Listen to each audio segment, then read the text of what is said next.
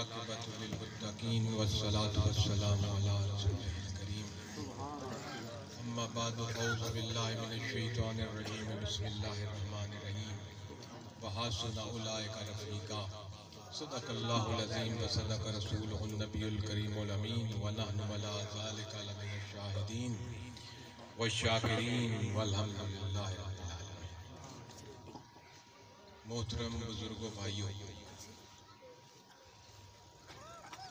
आपके साथ चंद बातें करने के लिए कुरान हकीम के चंद अल्फाज का सहारा है।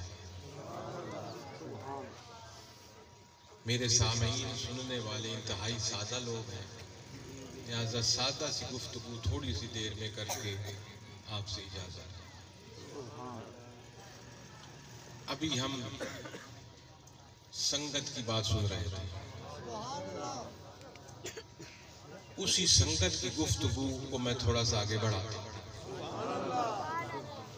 आपके और मेरे रब ने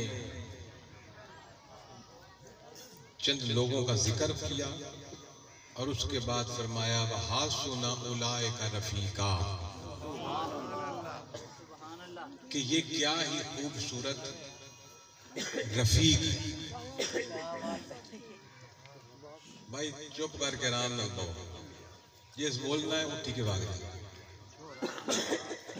और यहाँ आकर पैसे भी ना फेंके, आराम से रखें, वो बंदा डिस्टर्ब होता है। ठीक है, आराम से अपना आप ज़ौक़ और शौक़ पूरा करें, कोई है तो। हम यहाँ ना इन नोटों के लिए आए हैं,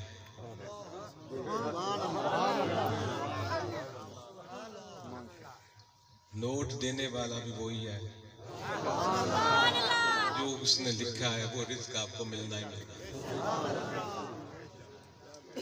जो उसने नहीं लिखा वो मिलना ही नहीं। तेरे और मेरे रब ने फरमाया वहासुना उलाइका रफीका, कि यह क्या ही खूबसूरत रफीक हैं। रफीक और दोस्त और यार में फर्क होता है। दोस्त जो होता है ना, वो आपका दोस्त होता है, जरूरी नहीं कि हर जगह पर भी साथ हो। और जो रफीक होता है वो आपका हम सफर होता है, आप जिधर भी जाएं वो आपकी रफाकत में होता है, आपके साथ होता है। तो ये दुनिया जिसमें आप और मैं इस वक्त अपना वक्त गुजार रहे हैं, ये एक हमारा सफर है। ये क्या हमारा है? एक सफर है। मैं पंजाबी में जैसे कहूं, इत्थे किसे किले नहीं पूरे हो, कि किसी ने पूरे हुए हैं। जो आज है वो कल नहीं था, यहाँ पैदा हुआ तो आया। जो आज है वो कल नहीं होगा, यहाँ वो कब्रिस्तान में देख लो। यहाँ कोई भी सदा आपके लिए नहीं है। जो आया है उसने जाना है। कुल्लु नफ्सिन जायकातुल मौत, मौत का जायका हर नफ्स ने, चाहे वो नफ्स इंसान के रूप में हो, वो जिन के रूप में हो, वो परिंदों और चरिंद के रूप में हो, वो हैवानात और नबातात के रूप में हो, वो जिस रूप में भी हो, हर नफ्स ने मौत का जायका चखना है। ये है एक हमारा सफर। ना हमसे पहले रहे, ना हम रहने वाले हैं, ना हमारे बाद में आने वाले यहाँ रहेंगे। सब चलते चलते चलते जा रहे हैं। इसलिए तेरे और मेरे रब ने वजाहत फरमाई वहासुना उलाइका रफीका, कि ये जो जमात चार लोगों की मैं आपके सामने बयान की है, मिनन नबीईन व सिद्दीकीन व शुहदाए व सालिहीन, नबियों की जमात, शहीद सदीकों की जमात, शहीदों की जमात, और साले अल्लाह के यारों और दोस्तों और वलियों की जमात। यही सबसे अच्छे रफीक हैं। इनको अपना हम सफर इस दुनिया में बनाओ। मेरे भाइयों, रफीक और दोस्त में जो फर्क मैंने आपको बताया, अल्लाह ने ये नहीं फरमाया कि मिनन नबीन व सिद्दीकीन व शुहदा व सालिहीन बहुत अच्छे दोस्त हैं, बल्कि फरमाया ये नबी और सिद्दीक और साले और जो ये जमात लोगों की है, ये सारे के सारे अच्छे रफीक हैं। रफीक कहा जाता है हम सफर को, और रफाकत अगर किसी को मिल जाए तो सफर आसानी से गुजर जाता है। मिसाल के तौर पे आप बड़े क्या चक का नाम क्या, 188 आप में से चंद ही लोग यहाँ से लाहौर या इस्लामाबाद या कराची इधर गए होंगे। अब अगर किसी ने आप में से यहाँ से इस्लामाबाद जाना है, बड़ा मसला जो पहले कभी नहीं गया, भाई कितनी बसें बदलनी है, किस अड्डे से चढ़ना है, कहां से टिकट लेनी है, आगे कमालिया कैसे पहुंचना है, कमालिया से आगे कहां कहां पहुंचना है, आगे किन अड्डों से उतरकर किस तरह इस्लामाबाद में पहुंचना है। जो बंदा कभी नहीं गया उसके लिए तो बड़ा मसला है ना जनाब, ये कैसे पहुंचे।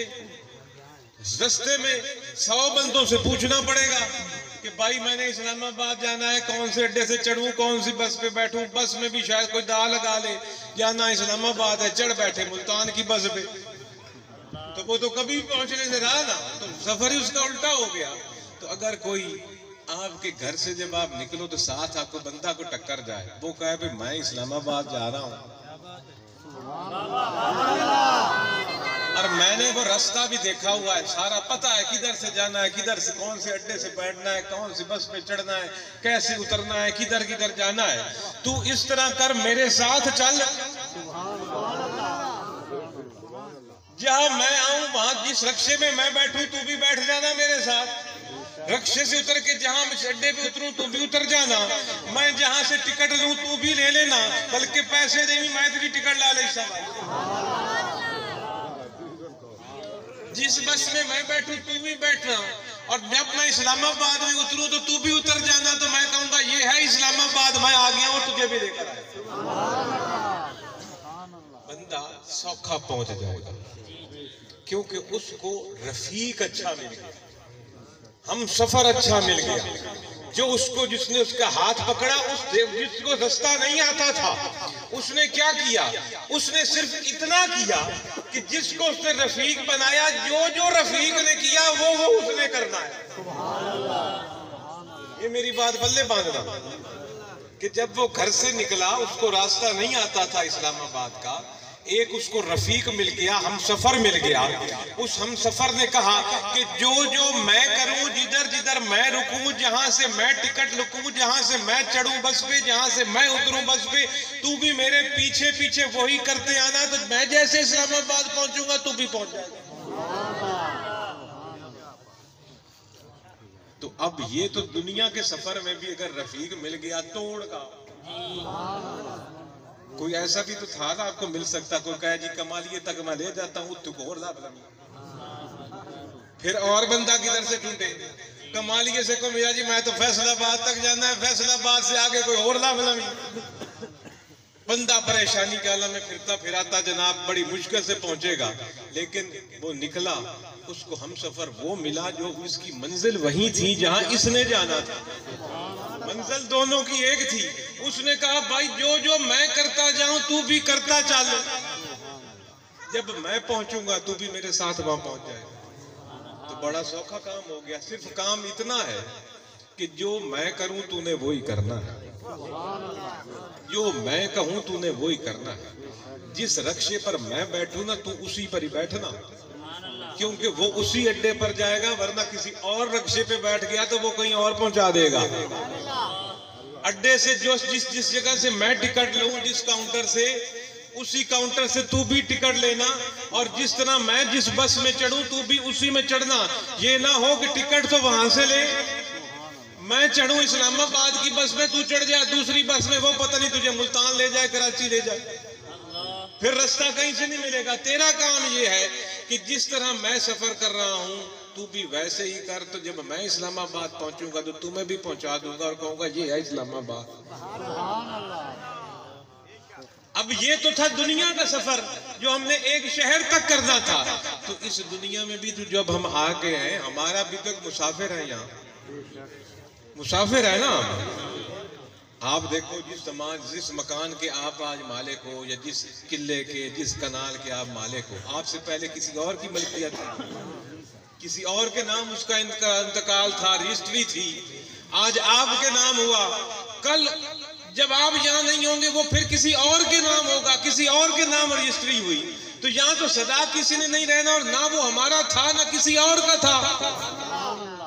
अगर हमारा सब कुछ होता भाई तो माँ के पेट से खाली ना आते, रजिस्ट्रियां साथ लेकर आते। और जब कल कब्र में जाएंगे तो हमारा कुछ होता तो वो रजिस्ट्रियां और इंतकाल कब्र में भी लेकर जाते, यहाँ तो छोड़ के ना जाते। तो पता चला जिस तरह खाली हाथ माँ के पेट से इस जहान में आए थे, इसी तरह सफर करते हुए कब्र में भी फिर खाली हाथ ही चले गए।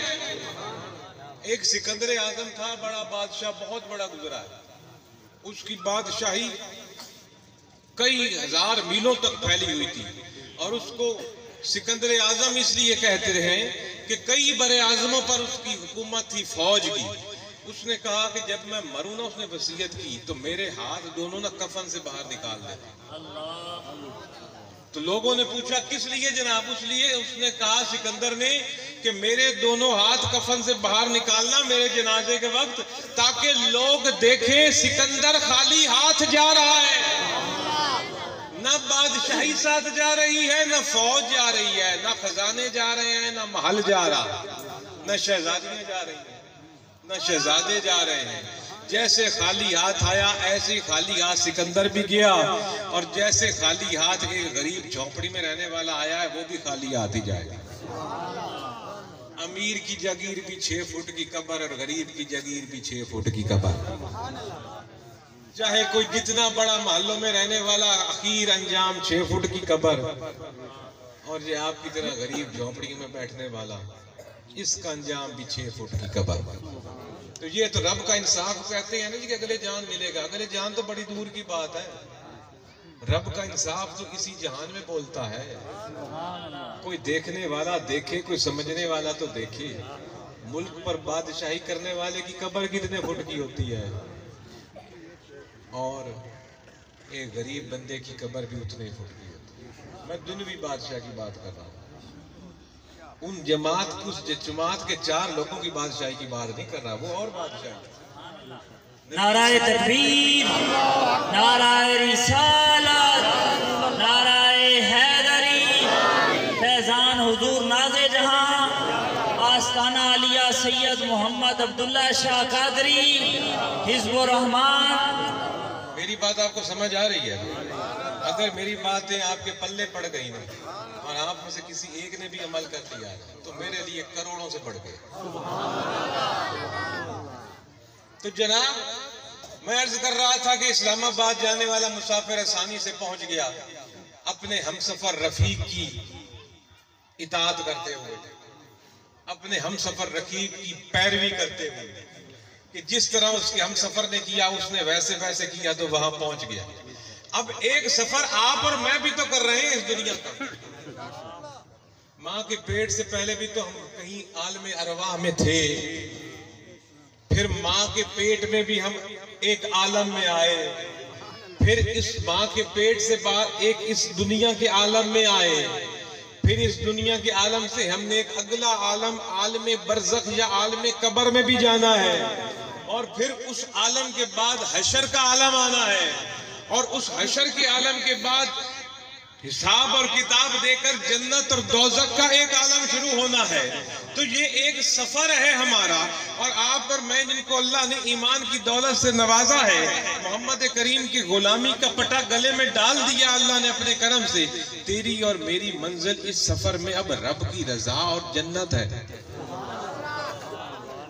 अब इस दुनिया के सफर में भी हमने कोई ऐसा हम सफर ढूंढना है, ऐसा रफीक ढूंढना है जो इस दुनिया में भी हमारी रहनुमाई करे, और कल जब तेरी रूह कब्ज हो और तुझे तन तन्हा मोहब्बत का दावा करने वाली औलाद, बिरादरियां, अवार्ड गवार्ड वाले, बीवी, चाचे, मामे, ताए, दोस्त, यार, कहां तक दोस्त?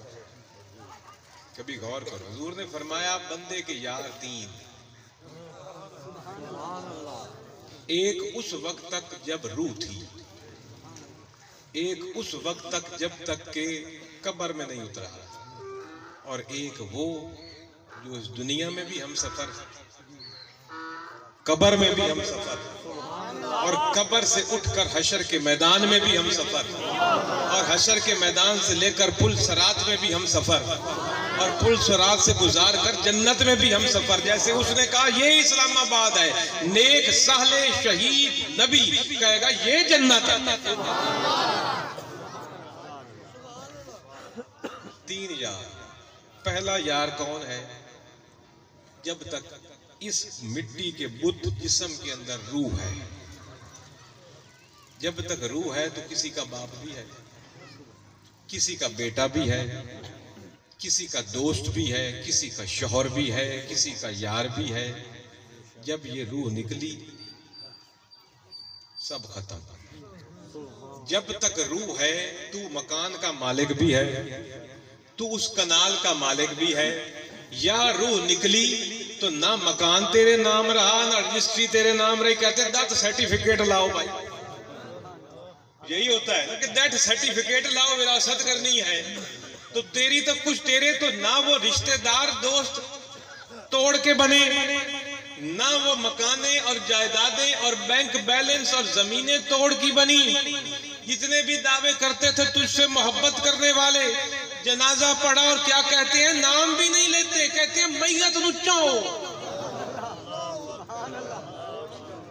समझे मेरी बात? जैसे ही रूह जिस्म से निकली, तेरा तो अपना नाम भी उड़ गया ना, तू मरहूम बन गया।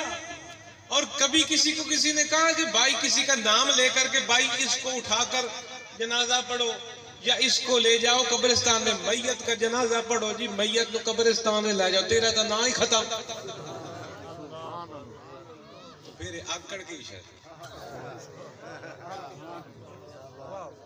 तो मेरे भाइयों बुजुर्गों, अब वो बिरादरी, वो जमीनें जायदादें साथ छोड़ गई जब तक तेरे अंदर रूह थी। वो जो तेरे करीबी रिश्तेदार थे, उन्होंने थोड़ा सा मजीद करम ये कर दिया कि उस मैयत को गुस्ल दे दिया, उसको कफन में लपेट दिया, उसको चारपाई पर रखकर जनाजगाह में लाकर जनाजा पढ़ दिया, और कब्रिस्तान में ले गए, कब्र खोद दी, कब्र के गड्ढे में उसको लिटाकर कब्र बंद कर दी। अल्लाह हाफ़िज़। उस कब्र की अंधेरी तारीख पहली रात में कौन सांस जाके सोता है? सर्दी में कोई कहता है बाबे ने बड़ी ठंड लग दी भाई? सब खत्म, जो रिश्ते नाते थे सब खत्म। तो हुजूर ने फरमाया ये जो जारियां तुम लगाते हो ये तो सब आर्जी हैं। ऐसा हम सफर और रफीक थाम जो दुनिया में भी तुझे रहनुमाई करे और तुम्हें बताए कि ये कर, ये ना कर, इस तरह चल, इस तरह ना चल, ये खा, ये पी, ये कमा, ये ना कमा।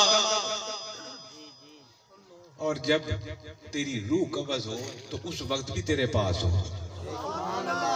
और जब तेरा जनाजा बढ़ाकर तेरे दोस्त, तेरे यार, तेरी बिरादरियां तुझे कब्र के अंधेरे गड्ढे में अकेला छोड़कर आ जाएं, वो उस वक्त भी वहां हो और उस वक्त भी तेरी रहनुमाई फरमाए और उस वक्त भी तेरा साथ दे, और फिर कब्र से आगे अगली मनाजिल को भी तय करने में तेरा हम सफर हो। इसलिए रब्बुल इज्जत ने फरमाया ये जो लोग हैं, नबियों की जमात, सदीकों की जमात, शहीदों की जमात, सालिहीन की जमात, इनमें से किसी को हम सफर थाम ले। क्या ही खूबसूरत ये हम सफर है। नाराए तकबीर, नाराए रिसालत, नाराए हैदरी, फैजान हुजूर नाज़े जहां, आस्ताना आलिया सैयद मोहम्मद अब्दुल्ला शाह कादरी, हिज़्बुर रहमान। इसलिए इस दुनिया के सफर में अगर हमने बगैर किसी मुश्किल और परेशानी के, जैसे वो इस्लामाबाद वाला सौखा पहुंच गया, अगर हमने भी सौखा रब की रज़ा में पहुंचना है, जन्नत में पहुंचना है, रब की रहमत में पहुंचना है, तो हमें भी ऐसे हम सफ़र को लेना चाहिए, रफ़ीक बनाना चाहिए कि उसके साथ हम चलते चले जाएं, उसके कदमों पे कदम रख के चलते चले जाएं, उसकी पैरवी और इत्तबा करते चले जाएं।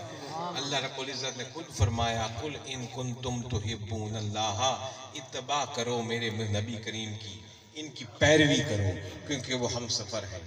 हुजूर के बाद हुजूर के जानशीन साले लोग जो हैं वो हम सफ़र हैं। और यकीन कर लो, जैसे वे इस्लामाबाद जाने वाला उल्टी बस में बैठकर कभी इस्लामाबाद नहीं पहुंचेगा, इसी तरह अल्लाह के नेक और बरज़ुगीदा बंदे को हाथ में हाथ थमाकर जो वो कहे वो करना पड़ेगा। अगर रफ़ीक बना, जिसको रफ़ीक बनाया है वो मुसल्ले पर हो और तू मुसल्ले पर ना हो नमाज के लिए,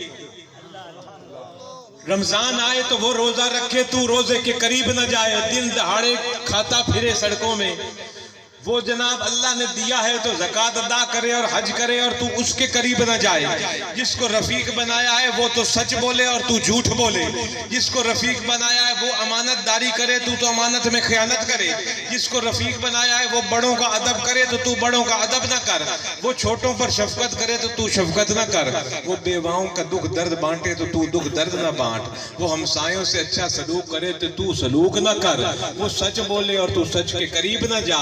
जैसे वो उल्टी बस में बैठने वाला इस्लामाबाद कभी नहीं पहुंच सकता, तू भी उस रफ़ीक की पैरवी करेगा तो वो रफ़ीक कब्र में भी साथ, जन्नत में भी।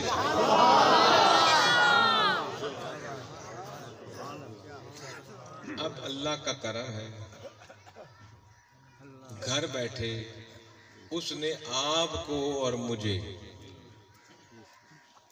वो नबी दिया जो नबियों का सरदार, रसूलों का सरदार, नबियों का इमाम।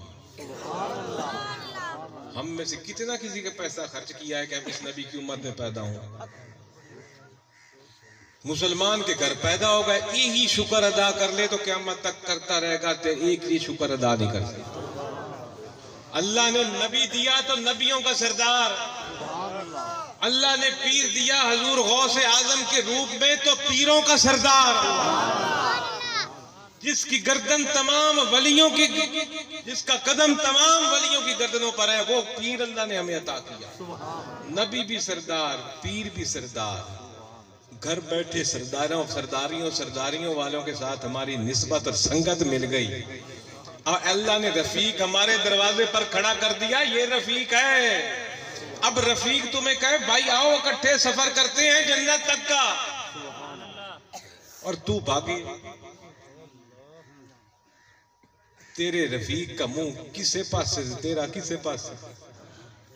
लिहाजा मेरे दोस्तों, वहा सुना उलाए का रफीका, अल्लाह ने हमें संगत बड़ी नेक और अच्छी दी है। इस नेक संगत को संभालो और खुदारा मुसल्ले पर चढ़कर उसको सजदा करो। बाकी मामलात में भी उसके अहकामात की इताअत और पैरवी करो। जो नमाज नहीं ना पढ़ता, वो आप ये समझा करें ये ना वो कोई खड़पैंच नहीं है जो नमाज नहीं पढ़ता। उससे बड़ा तो बदबख्त कोई नहीं, उससे बड़ा तो जलील और कमीना कोई नहीं कि जिसकी खाए। एक वो जनाबे वाला एक बंदा था, अपने पीर के पास गया। उसको कहता है जी, अपने पीर के पास नहीं किसी पीर के पास गया, कहता है जी कि मुझे मुरीद कर लो, पर 3 काम मुझसे नहीं छूटते। 3 काम मेरे को नहीं छूट दे, बाकी जो आंख से करे। पीर साहब ने कहा फरमाओ जी। उसने कहा जी, एक तो शराब जो है वो मुझसे नहीं छूटती। दूसरा, शराब के साथ साथ जुआ भी खेलना वो भी नहीं छूटता। तो तीसरा, बदकारी करता हूं उससे भी नहीं रुकता। ये 3 काम मुझसे नहीं छूटते। अगर इन 3 कामों की मौजूदगी में मुझे बैत करना है, मुरीद करना है तो कर लो, वरना मैं नहीं हो सकता। उस पीर ने कहा भाई तूने अपनी 3 शर्तें बता दी कि शराब नहीं छूटती, जुआ नहीं छूटता, बदकारी नहीं छूटती। ये 3 शर्तें तूने बता दी, अब 3 शर्तें मैं बता देता हूं। तेरी 3 शर्तें मैं कबूल करता हूं, मेरी 3 शर्तें तू कबूल कर ले, मैं मुरीद कर ले। उसने कहा लो जी बड़ा सौखा काम होता पे। जनाब बताएं जी, भाई शराब की इजाजत भी मिलती पई है, जुए की भी मिल रही है, बदकारी भी मिल रही है, पीर केड़ा औखा काम दसना। ज्यादा से ज्यादा ये कहेगा कि 5 वक्त की नमाज पढ़ लेना, रोजा रख लेना, नमाज भी पढ़ लूंगा, औखा तो औखा मस्जिद भी पहुंच जाऊंगा, रात को शराब भी पी लूंगा, जुआ भी खेल लूंगा, बदकारी भी कर लूंगा। पीर की भी मनी गई, मेरी भी मनी गई। उसने कहा जनाब हजरत बताएं जी क्या शर्तें हैं आपके साथ इनकी। तो अल्लाह के बंदे ने अर्ज किया कि भाई तेरी शर्त कबूल, शराब की पीने की भी, शराब भी पी, जुआ भी खेल, बदकारी भी कर, लेकिन सबसे पहले शराब उस मुल्क में जाकर पी, जुआ उस मुल्क में जाके खेल, बदकारी उस मुल्क में जाके कर जो अल्लाह का मुल्क ना हो,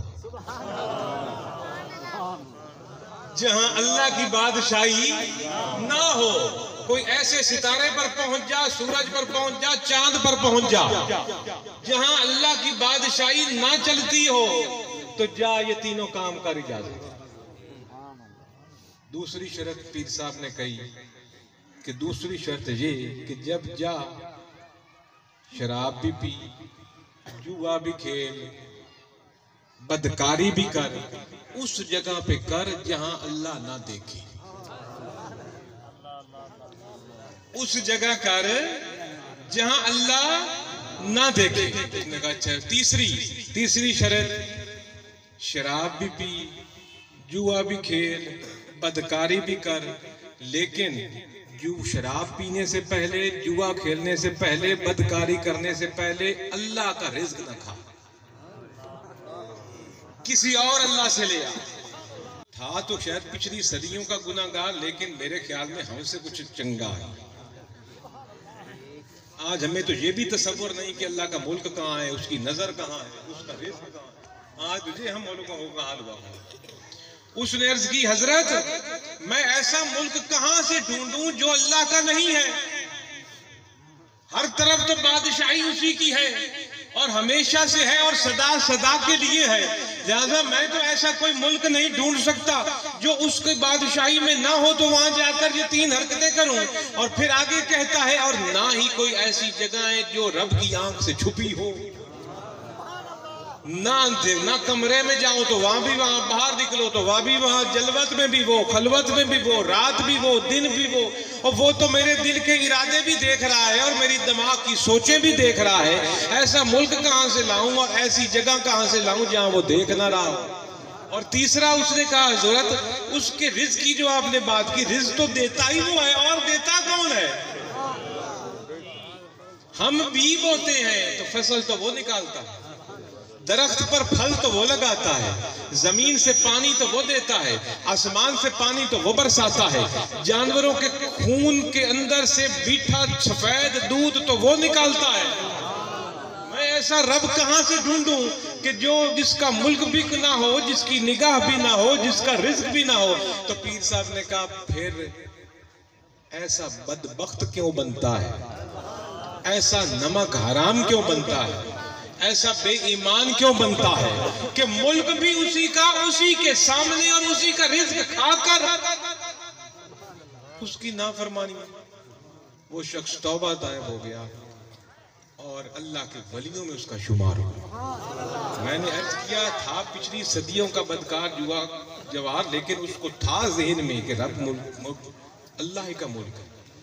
आज हम लोगों को तो ये तसव्वुर ही नहीं रहा कि ये मुल्क अल्लाह का, जो आके साल 2-4 साल के लिए आके आपके मुल्क का सदर या वजीर आज़म बनता है, या कोई अफसर लग जाता है, या गवर्नर बन जाता है, या वजीर बन जाता है, वो बादशाह बन जाता है, ये मुल्क ही मेरा। वो तो रब ने तुझे दिया जमाने के लिए, करता क्या है? और दूसरा रब की निगाह हर जगह पर हमें तक रही है। इस वक्त भी रब की निगाह हमें तक रही है हम क्या कर रहे हैं। जब तू कमरे में तन्हा होगा तो दूसरा तेरे साथ अल्लाह होगा। जब तू अकेला कहीं एक जगह पर बैठा हो या खड़ा हो जा रहा होगा तो यकीन कर लो दूसरा अल्लाह होगा तेरे साथ। यहां तक कि वो रिज्क बंद कर ले, अपनी जमीन को रोक दे, आसमान को रोक दे, ना तुझे पीने का एक घूंट पानी मिले, ना खाने का एक लुकमा मिले, अगर वो हुक्म बंद कर दे, अपने जानवरों को हुक्म दे दे तो तेरे लिए दूध की एक बूंद ना आए, वो फिर भी दिए जा रहा है। मशरिक से सुबह सूरज निकलता है उसका, क्या सूरज कोई तमीज करता है कि ईमान वाले के घर रोशनी दूं और बेईमान के घर ना दूं? सूरज निकलता है तो ईमान वाला है उसके घर भी शुआएं पहुंचाता है, जो बेईमान है उसके घर भी पहुंचाता है कि शायद शाम को तौबा कर ले। रिज्क दिए जा रहा है। जब बादल उठता है और पानी बरसाता है, रहमत की बारिश होती है, तो जिस तरह ईमान वाले के किले पर पानी पड़ता है वैसे ही बेईमान के किले पर भी पड़ता है। इस उम्मीद से कि शायद देख ले, सोच आ जाए कि कहां से बादल उठा, कहां से बरसात आई और पानी गिरा, मैं कहां से ला सकता था। मुझे पैदा भी किया है, मुझे रिज्क भी दे रहा है, अपने मुल्क में ठहराया हुआ भी है और अपने सामने। इतनी मोहब्बत करने वाला रब है जो हमें तरह तरह की चीजें दिए जा रहा है इस्तेमाल करने के लिए, और साथ तरीका भी बता दिया, हासुना उलाए का रफ़ीका, कि ये रफ़ीक है, इनको पकड़ लो। मैं अर्ज़ करता हूँ आपसे कि अपने मुर्शिद के दामन को मजबूती से पकड़ो। मुर्शिद का दामन ये नहीं है कि उसका हाथ पकड़ के दबा लेना या कपड़े को हत्थी हत्थी गाथ लेना है। मुर्शिद का दामन ये है कि जो उसने कहा वो कर, जिस चीज से उसने रोका उससे रुक जा। तो जिस तरह वो इस्लामाबाद वाला मुसाफिर उसकी पैरवी करके इस्लामाबाद पहुंच गया था, ऐसे ही अल्लाह के ये साले और नेक और बुर्ज़गीदा और सदीक और शहीद और नबी लोग, इनका अगर हम दामन पकड़ेंगे तो जहां ये होंगे इनके साथ साथ तू और मैं भी पहुंचे हुए होंगे। तो मेरे भाइयों, इन्हीं अल्फाज से, इस उम्मीद के साथ कि मेरी ये टूटी फूटी गुजारिशात आपको कोई काम दे जाएंगी, उम्मीद है। और अगर कोई आप में से एक भी मुसल्ले पर चढ़ गया तो अपना भला कर जाएगा। यकीन कर लो, यकीन कर लो, अल्लाह हमारी नमाजों का भूखा कोई नहीं, अल्लाह हमारे रोजों का भूखा कोई नहीं, अल्लाह हमारी नेकियों का भूखा कोई नहीं। उसको क्या है, तू जिधर मर्जी मुंह मार, उसको क्या है। तू भला करेगा तो अपना, नफा करेगा तो अपना, नुकसान करेगा तो अपना, बैड़ा करेगा तो अपना।